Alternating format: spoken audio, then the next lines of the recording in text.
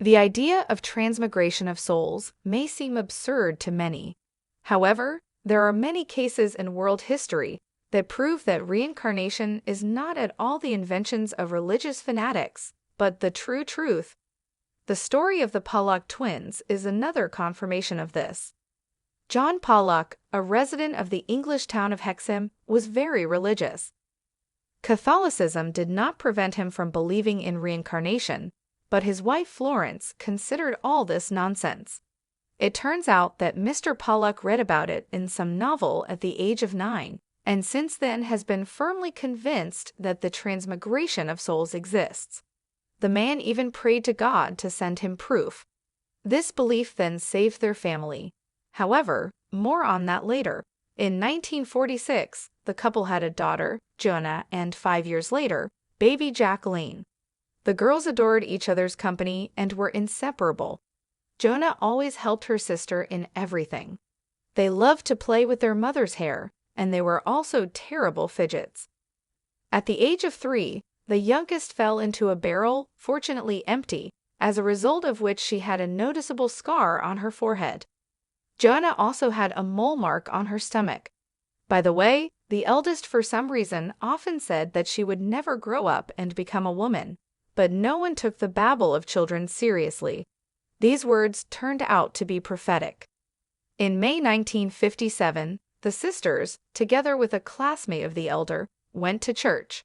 For the last time, the children were hit to death by a car. At the wheel of the car sat a woman who was about to commit suicide. She lost control and drove at full speed onto the sidewalk, along which the unsuspecting kids were walking. Their death was instantaneous. The guys could not escape because of the wall that was behind them, but the driver survived. John and Florence were alarmed. They were heartbroken. The mother tried to occupy herself with various things in order to remember as little as possible about her daughters and not to harm herself. The inconsolable father, on the contrary, thought only of them. On the evening of the girls' deaths, he had a vision in which Joanna and Jacqueline were already in paradise. A week after the tragedy, he imagined their spirit in one of the rooms on the second floor of the house. Since then, he has hardly left this room. Florence soon became pregnant. The husband was convinced that the higher powers had heard him. Moreover, he predicted that twins would be born. After all, according to his theory, there should be 2 reborn souls. The expectant mother only waved off. The gynecologist did not say anything like that. Ultrasound was not yet widespread at that time, and there were no twins in the families of both parents. Her husband was right. In the fall of 1958, Florence gave birth to 2 girls, Gillian and Jennifer. The second had a mole on her forehead, in the same place as Jacqueline's scar, and the first had a mole on her stomach, just like Jonah. When the twins were about 3 years old, their parents showed them the toys of the dead sisters, which were stored in the attic. John and Florence were shocked when they heard from Gillian that one of the dolls actually belongs to a certain Jonah.